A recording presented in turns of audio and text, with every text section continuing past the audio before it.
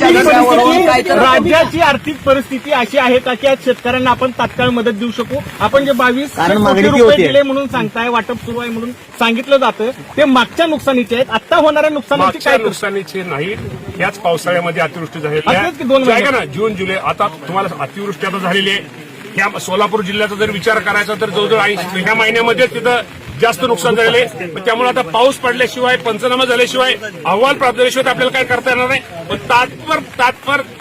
तात्पर urgent आपल्याला जे आहे कलेक्टरकडे जे पैसे असतात त्या बाबतीमध्ये येणाऱ्या 1-2 दिवसामध्ये आपल्या सर्वांना जी मदत आहे ती शेतकऱ्यांना मदत देण्यात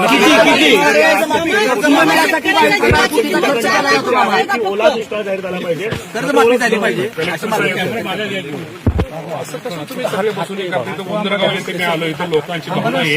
या लोकांना तुमच्याकडून जी मदत ताबडतोब डिसेंबर सीएमने जाहीर केली, तुम्ही इथं लोकांना का मदत करत नाही? अजून का केली मदत पोहोचली नाही? इथं लोकांचा उद्रेक भरपूर आहे. इथं लोकांचा नाही सर, आता तुम्ही बरं का टेबला बसले, तुमची प्रांत कुठे आता? प्रांत इथं मॅडम नाही, तर तहसीलदार इथं कुठं? ठीक आहे, तहसीलदार ह्याला गेले कुठेतरी. हा ठीक आहे, ते असू द्या, त्याचं असेल फील्डवर. आता काही अडचणीच आहे. बोला ना तुम्ही. तिथं चाऱ्याचा विषय ऐका ना, चाऱ्याचा विषय इथं जेवणाची सोय दुसऱ्या गावाला बेगोन पुणे जिल्ह्यात.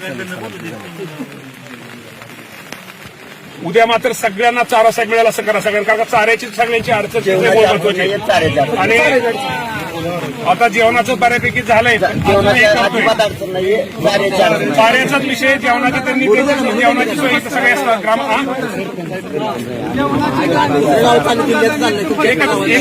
तिथं कारखान्यांनी वगैरे सगळ्यांनी मदत केली.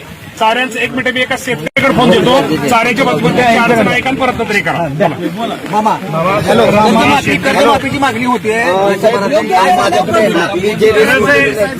माझा शेतकरी खूप चुकीचं नाही. आज शेतकऱ्यांना काय ते आधार दिला पाहिजे. कर्जमाफीच्या बाबतीमध्ये निश्चित प्रकारे शेतकरी हा अडचणीत आहे.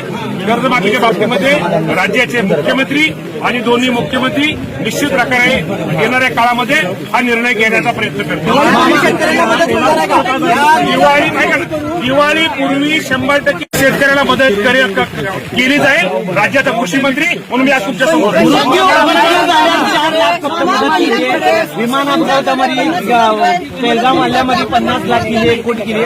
शेतकऱ्याची किंमत काय होईल कमी केली जाते?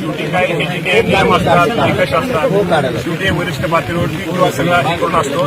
त्या बाबतीमध्ये निश्चित प्रकारे आता ह्यातून शिकवलंय मला. तर आता मला या माध्यमातून निश्चित प्रकारे आपल्या सगळ्यांना सांगायचं की आज हे नदी काठच्या असेल, वाड्याकाठचं असेल, हे काही गोष्टीमध्ये आता आम्हालाच दुरुस्ती करावं लागतील. अतिक्रमण